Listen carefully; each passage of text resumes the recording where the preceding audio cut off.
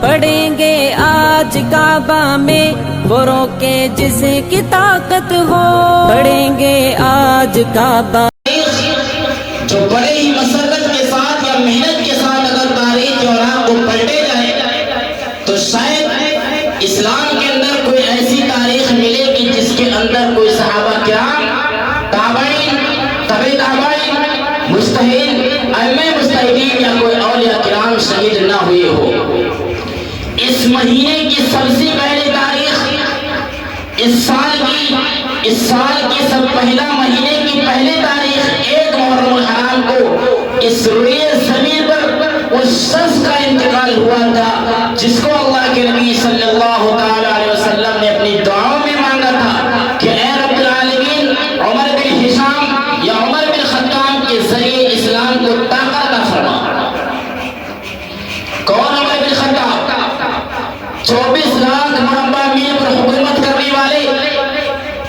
ہم حد حسین کی بھی تاریخ آپ کو بتائیں گے، 10 منٹ زیادہ بھی ہو سکتا ہے، آپ اگر صبر کریں تو اچھی بات ہوگی کہ اس مہینے کی پہلی تاریخ عمر بن خطاب جس کو اللہ کے نبی نے کعبۃ اللہ کے اندر بیٹھ کر یہ دعا مانگی کہ اے رب العالمین اسلام کو طاقت پہنچا عمر بن ہشام کے ذریعے یا عمر بن خطاب کے ذریعے، اس وقت صرف 39 آدمی مسلمان تھے سوئے زمین پر، صرف 39 آدمی۔ وہ لوگ ان کے پاس اتنی طاقت نہ تھی کہ وہ کھلے ہو کر خدا کی عبادت کر سکے، وہ علی الاعلان اپنی نمازیں، اپنی اذانیں، اپنے خدا کے بتائے ہوئے طریقوں کو علی الاعلان کر سکے۔ ان کے اندر اتنی طاقت نہیں تھی کیونکہ وہ آدمی کل اس روئے زمین پر 42 تھے۔ تو جب تمام کفار مکہ، چاہے ابو جہل ہو، چاہے عتبہ ہو، چاہے شیبہ ہو، چاہے ولید ہو، کوئی بھی ہو، سارے لوگ اسی منتظر میں تھے کہ کیسے ان 39 آدمیوں کو اس روئے زمین سے ختم کر دیا جائے۔ آج یہ دین ہمارے پاس پہنچا ہے، ہم نے اس دین کی کوئی قیمت ادا نہیں کی ہے، نہ اس دین کی خاطر اپنے بیوی کو بیوہ، اپنے بچوں کو یتیم کیا ہے، نہ اس دین کی خاطر ہم نے اپنے جائیداد کو چھوڑا، نہ اس دین کی خاطر ہم اپنے شہر سے جلا وطن کیے گئے۔ ہم نے اس کی کوئی قیمت ادا نہیں کی ہے، یہ ہم کو بغیر محنت، بغیر مشقت، کوئی پریشانی اٹھائے ہوئے بغیر ہم کو یہ ملی ہے، کیونکہ اس کی جو قیمت ادا کرنی تھی وہ صحابہ کرام اللہ کے نبی صلی اللہ علیہ وسلم نے ادا کر دی۔ تو عمر بن تمام کفار سردار یہی کوشش میں لگے ہوئے تھے کہ کس طرح ان 39 آدمیوں کو ختم کر دیا جائے تاکہ اس روئے زمین پر کوئی اللہ کا نام لینے والا نہ رہے۔ عمر بن خطاب جن کے اندر جلال تھا، آج تاریخوں کے اندر لکھا جاتا ہے، عیسائی کہتا ہے کہ عمر بن خطاب نے اس زمین پر 10 سال 6 مہینے حکومت کی تھی، اگر وہ 6 سال اور زندہ رہتے تو اس روئے زمین پر کوئی غیر ہوتا ہی نہیں، پوری دنیا میں اسلام پھیل جاتا۔ عدل کا اتنا بڑا پیکر کہ اپنے بیٹے کو مروا دیا انصاف کی خاطر، لیکن اپنے بیٹے کو بخشا نہیں۔ آج اگر ایک پردھان کا بیٹا کوئی غلطی کر دے تو اس کو بچانے کے لیے ہر ممکن کی جاتی ہے، ہر کوشش کی جاتی ہے، انصاف کا جنازہ نکال دیا جاتا ہے۔ سنویدھان کا کوئی پرواہ نہیں کہ سنویدھان اس جرم پر اس کو سزا کیا دینا چاہتا ہے، وہ اپنی طاقت کی بدولت، اپنے پیسے کے بدولت اس کو بچا لیتا ہے۔ لیکن جاؤ تاریخ پڑھو عمر بن خطاب کا کہ جس کے بیٹے عاصم نے شیطان کے بہکاوے میں آ کر شراب پی لی تھی، اس عمر بن خطاب نے اپنے بیٹے کو 100 کوڑے لگوائے تھے، 80 کوڑے میں بیٹے کی جان نکل گئی۔ جلاد نے پوچھا کہ عمر کیا کہتے ہو؟ کہا کہتے کیا ہیں؟ 80-20 کوڑے اس کی لاش اس کے جنازے میں مارو، اس کے جنازے میں مارو۔ یہ تھا عدل کا پیکر۔ اور عمر بن خطاب جو زمین پر سوتے تھے، ان کے سر کا جو تکیہ ہوتا تھا وہ اینٹ کا ہوتا تھا یا پتوں کا ہوتا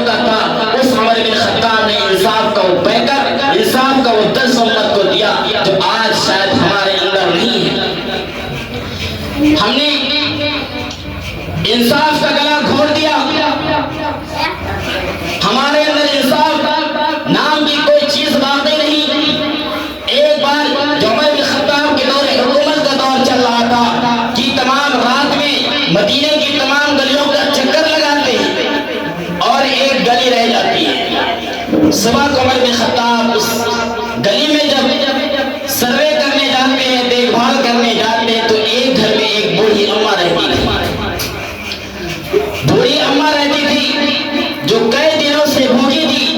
عمر بن خطاب جو اس کے پاس پہنچتے ہیں تو کہتے ہیں اماں جان کیا حال ہے، کیا حال ہے، خیریت سے تو ہیں؟ تو بوڑھی اماں کہتے ہیں کہ جا چلا جا، تو کون ہوتا ہے میری خیریت پوچھنے والا، تو کون ہوتا ہے میرے حال پوچھنے والا؟ تو عمر بن خطاب کہتے ہیں جو 24 لاکھ مربع میل کا بادشاہ ہے اور بوڑھی اماں سے منتیں کر رہا ہے کہ بتاؤ بوڑھی اماں کیا حال ہے، تو کہتا تو کون ہے، تجھے کیوں بتاؤں؟ تو کہا اللہ کے واسطے بتا دیجیے۔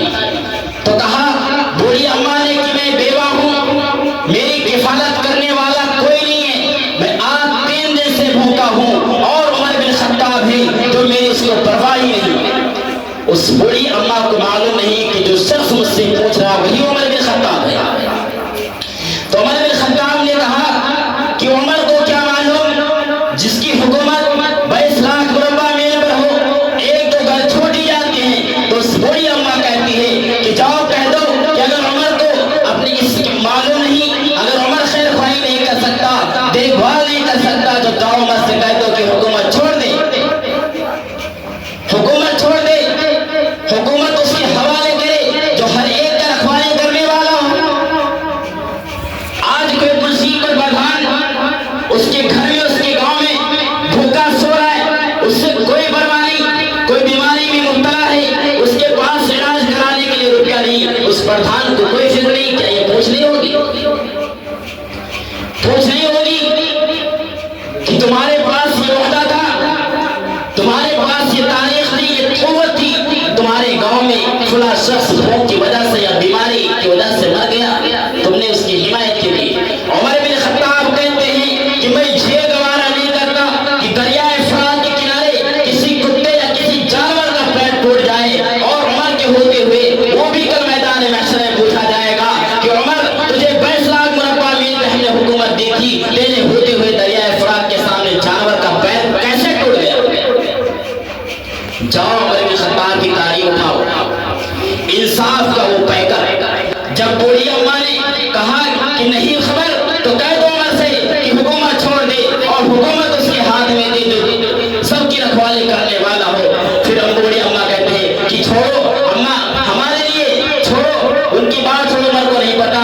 تو بوڑھی اماں کہتی ہیں کہ تم مجھ سے اتنا اصرار کر رہا ہے تو چل میں تجھ کو بتاتی ہوں۔ پھر وہی عمر بن خطاب جاتے ہیں اور بیت المال سے اناج لے کر جو بھی ضرورت کے سامان ہوتے اس کو لے کر آتے ہیں۔ راستے میں ایک صحابہ کرام ملتے ہیں اور کہتے ہیں کہ عمر آپ تو امیر المومنین ہیں، ہم آپ کا چلو ساتھ دے دیتے ہیں، آپ کا بوجھ اٹھاتے ہیں۔ تو عمر بن خطاب کہتے ہیں کہ عمر میدان محشر میں بھی میرا بوجھ اٹھاؤ گے، میدان محشر میں بھی میرا بوجھ اٹھاؤ گے؟ ولا تزر وازرة وزر اخرى، کہ جس دن کوئی کسی دوسرے کا بوجھ نہیں اٹھائے گا، وہ صحابہ کرام کہتے ہیں کہ ہم اس دن بوجھ نہیں اٹھا پائیں گے۔ وہ عمر بن خطاب بیت المال سے لا کر خود کھانا پکاتے ہیں، لکڑیوں کو پھونکتے ہیں، اس کے دھوئیں اللہ عمر بن خطاب کے داڑھی مبارک اور اس کے راکھی آپ کے چہرے انور پر پڑتی ہے۔ آپ کھانا بنا کر اس بوڑھی اماں کو کھلاتے ہیں، اور پھر اس کو جو ضرورت کے پیسے ہوتے ہیں اس کو دیتے ہیں۔ پھر عمر بن خطاب کہتے ہیں کہ اللہ کے واسطے عمر بن خطاب کو معاف کر دیجیے۔ یہ 22 لاکھ مربع میل کا بادشاہ کہہ رہا ہے بوڑھی اماں سے کہ عمر بن خطاب کو معاف کر دیجئے۔ تو کہتا ہے اچھا چلو ٹھیک ہے، تو کہہ رہا تو میں عمر بن خطاب کو معاف کرتا ہوں۔ اتنی دیر میں حضرت علی رضی اللہ تعالیٰ عنہ آ جاتے ہیں اور کہتے ہیں کہ عمر تم کہاں ہو، ہم بہت دیر سے آپ کو تلاش کر رہے ہیں۔ حضرت علی عبداللہ بن مسعود آتے، جب یہ بات بڑھیا کے کانوں میں پہنچتی ہے کہ جو شخص ہم سے منتیں کر رہا ہے، جو آج ہمارے سامنے اپنے سر کو جھکا رہا ہے، ہر حال میں منتیں مجھے منانے کی کوشش کر رہا ہے، وہی عمر بن خطاب ہے۔ اس بوڑھی اماں سے کہا کہ عمر بن خطاب نے اس بوڑھی اماں سے کہا کہ اماں جان آپ مجھے معاف تو کر دیے ہو، لیکن ہم آپ کی سواری معافی سے ہم خوش نہیں ہیں۔ ہم کو ایک کاغذ پہ لکھ کے دو اور ہم اس پہ سائن کر کے دو کہ اے بوڑھی اماں ہم یہ کہتے ہیں، ہماری طرف سے یہ حکم ہے کہ ہم نے عمر بن خطاب کو معاف کیا۔ 22 لاکھ مربع میل کا بادشاہ ایک خط لکھوا کر بوڑھی اماں سے کہتا ہے کہ سائن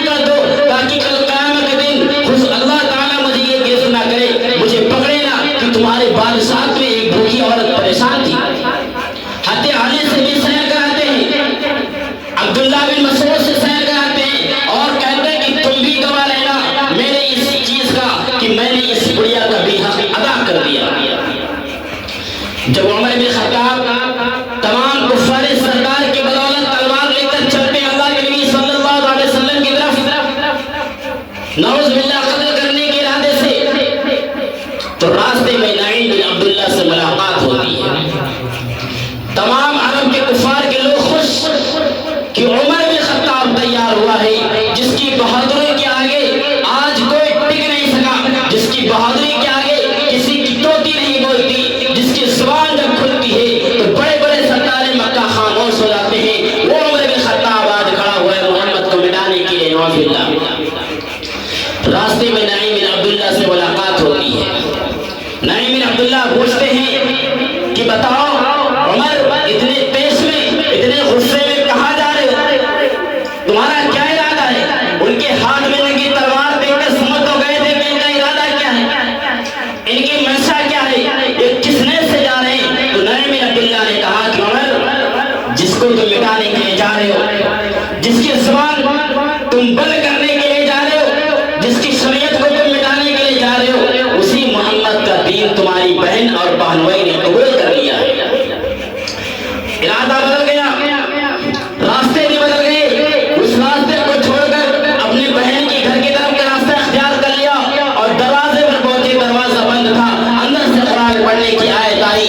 जब उमर बिन खत्ताब ने दरवाजा खटखटाया और बहन ने दरवाजा खोला, उमर के बहनोई तो डर की वजह से छुप गए, लेकिन बहन ने हिम्मत बांधकर दरवाजा खोला। जब दरवाजा खोला तो उमर बिन खत्ताब ने पूछा, क्या पढ़ रही थी? उसी देश में आकर उमर बिन खत्ताब ने अपनी बहन, अपनी बहनोई को इतना मारा कि खून से लोलुहान कर दिया। आखिर में यही कहा कि वो नुस्खा लाओ जिसकी तिलावत तुम अभी कर रहे थे, तुम कर रहे थे। उस लिफाफे को, उस नुस्खे को लाया गया और उमर बिन खत्ताब ने कुरान की आयतें पढ़ी और फिर अपने बहनोई से कहा कि मुझे मोहम्मद का पता बता दो, मुझे मोहम्मद के उस मकाम पे लेके चलो जहां मोहम्मद और मोहम्मद के साथी हैं। उमर के बहनोई उसको लेकर जाते हैं और जब उस मकाम पर, उस घर में पहुंचते हैं तो बाहर से दरवाजा पर खटखटाते हैं।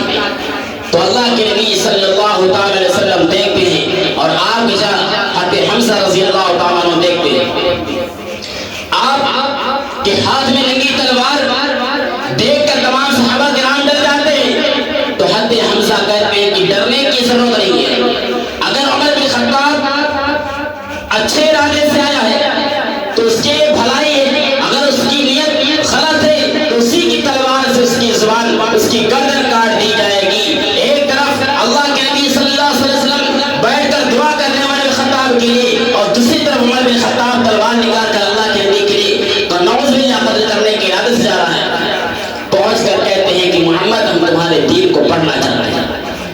कलमा पढ़ने के बाद अल्लाह ताला का कलमा पढ़ने के बाद उमर बिन खत्ताब के ज़ुबान पर जो सबसे पहला लफ्ज़ आया कि ए नबी, अगर ये सच्चा दीन है, आप सच्चे नबी हैं, ये कलमा सच्चा है, तो फिर ये ऐलान छुप कर क्यों, ये इबादत छुप कर क्यों, ये खुदा की इबादत छुप कर क्यों करते हैं? आज से काबा के अंदर अलग ऐलान इबादत किया जाएगा और दो सफ़े बनाकर काबतुल्लाह की तरफ तशरीफ लेकर जाते हैं।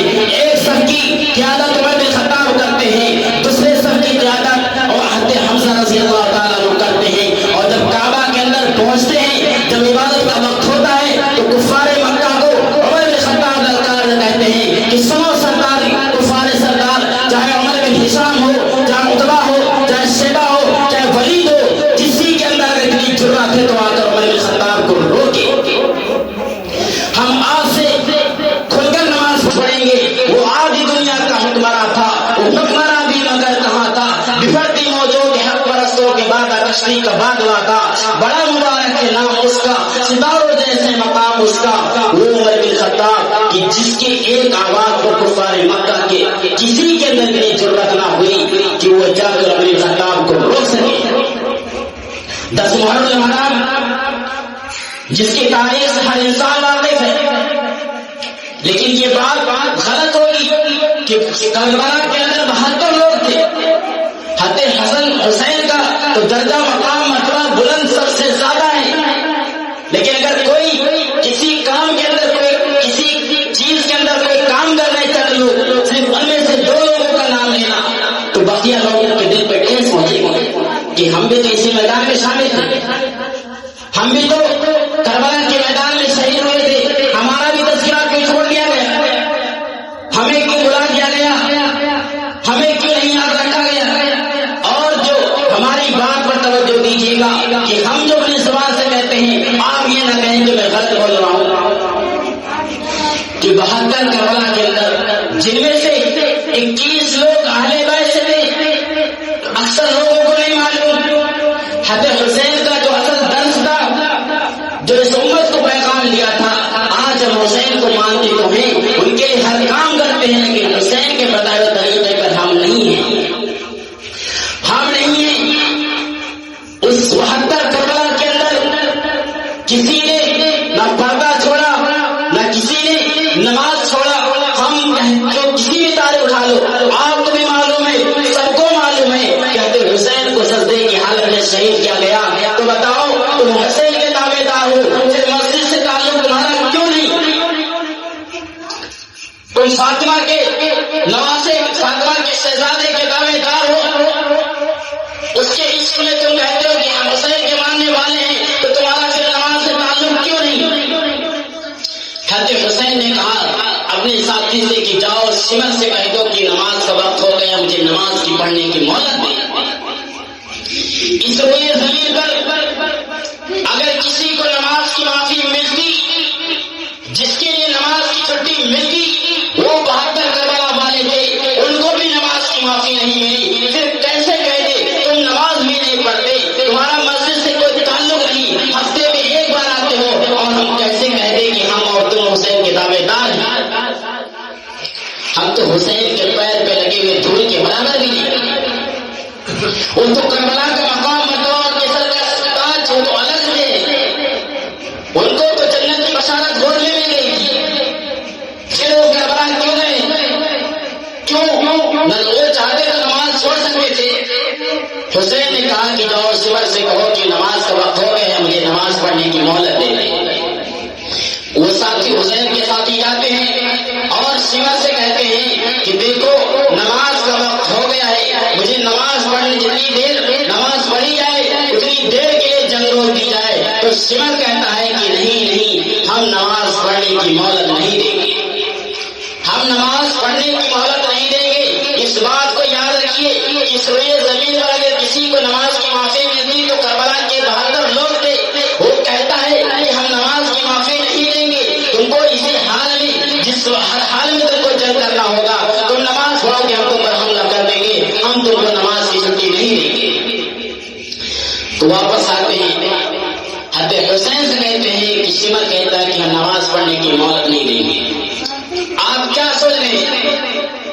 ہم جیسے آپ لوگ ہوتے جو ذرا سا سر درد ہونے کے بہانے سے ہم مسجد کے راہیں چھوڑ دیتے ہیں، دکان پر بیٹھے ہوئے مسجد کو ہم نماز چھوڑ دیتے ہیں، راستے میں ہوتے ہیں نماز چھوڑ دیتے ہیں، کھیت کھلیان میں کام کر رہے ہوتے ہیں نماز چھوڑ دیتے ہیں، لیکن جس کے سامنے جنگ کا میدان جنگ کا نقشہ ہو، جس کے سامنے موت کھڑی ہو، وہ کہتا ہے کہ ہم نماز تو ہر حال میں پڑھیں گے۔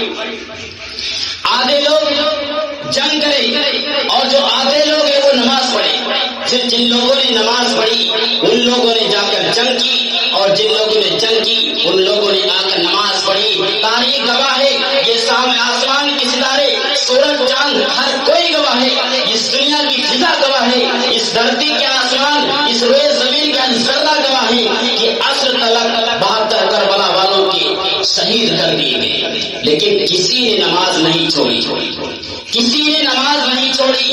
جو نماز نہیں پڑھتا ہے اس کا دعویٰ جھوٹا ہے، وہ منافق ہے کہ ہم حسین سے محبت کرنے والے ہیں۔ کل کیا قیامت کے دن منہ دکھاؤ گے حسین کو کہ تم میرے نام پر یہ تماشا کر رہے تھے؟ جو ہمارا مقصد تھا، ہم نے سجدے کی حالت میں گردنیں کٹا دی، اپنے نبی کے، اپنے نانا کے دین کو نہیں چھوڑا، اور تم میرے نام پر ایسا کام کرتے رہے، لیکن تم نے جو میرے نمازیں نہیں چھوڑی، تم اس نماز سے دور نہیں ہو۔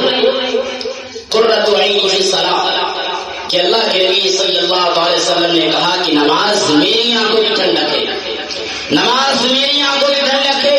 ہر مرحلہ، ہر نیک عمل، ہر خیر خواہ کام، سب دار و مدار نماز پر ہے۔ اگر آپ کی نماز درست نہیں، آپ نماز نہیں پڑھتے تو آپ کے سارے اعمال ایک کورے کاغذ کے برابر بھی رہے۔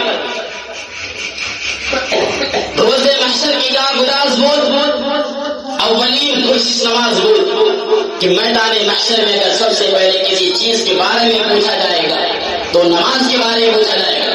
ابھی ہم دیکھیں کہ کربلا کتنے لوگ جائیں گے، عصر سے لے کر مغرب، عشاء، فجر، ہر نماز سے کوئی تعلق نہیں، نماز سے ہمارا کوئی تعلق نہیں۔ نوجوان جس کے سر پہ پٹی بندھی ہوئی ہے، جس پر لکھا ہوا یا حسین یا رسول اللہ، وہ نوجوان کھڑا ہو کر پیشاب کرتا ہے، اس کے منہ کے اندر گٹکا، تمباکو، اور اس کے منہ سے نکلتا ہے یا حسین۔ بتاؤ لیکن تم کس کو دھوکہ دے رہے ہو؟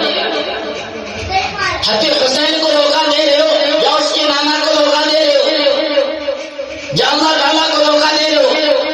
کون تم سے واقف نہیں کہ اللہ تعالیٰ تمہارے دلوں کے بھائی کو نہیں جانتا؟ انہ علیم بذات الصدور، وہ جانتا ہے کہ تمہارے دل کے اندر کیا مکاری چل رہی ہے۔ صرف زبان سے نہیں ہوتا، اگر زبان سے ہوتا تو حضور صلی اللہ علیہ وسلم پہ جاتا۔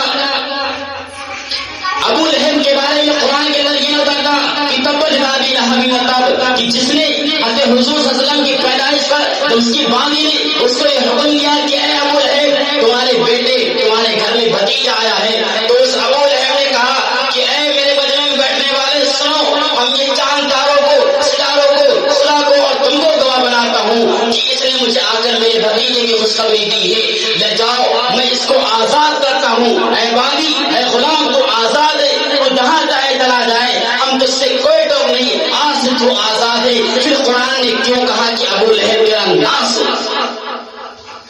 جس کے نکاح پر ابو لہب کو خوشیاں ہوئی تھی، جس نبی کے پیدا ہونے پر ابو لہب نے خوشیاں منایا تھا، پھر اس ابو لہب کے بارے میں قرآن نے یہ کیوں کہا کہ ابو لہب تیرا ناس، تیرے دونوں ہاتھ سن ہو جائیں، کیونکہ اس نے نبی کے نام پر خوشی تو منائی تھی لیکن نبی کے راستے کو اختیار نہیں کیا۔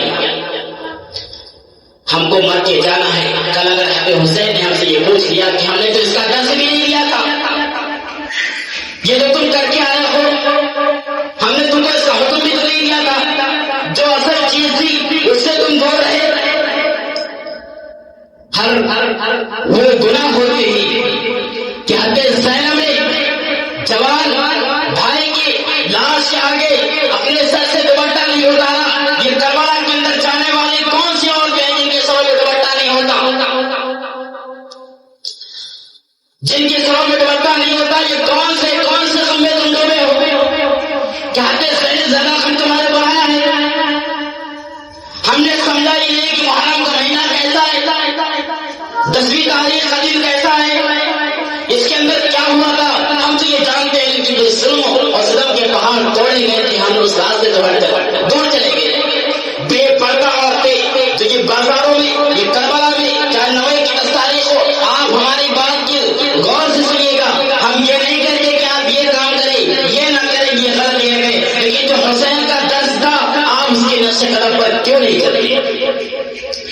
حضرت حسین کو جو شہید کیا گیا تھا وہ صدمے کی حالت میں شہید کیا گیا تھا، لیکن حضرت حسین نے نماز نہیں چھوڑا۔ وقت کافی ہو گیا ہے، اس لیے میں اپنی بات ختم کرتا ہوں۔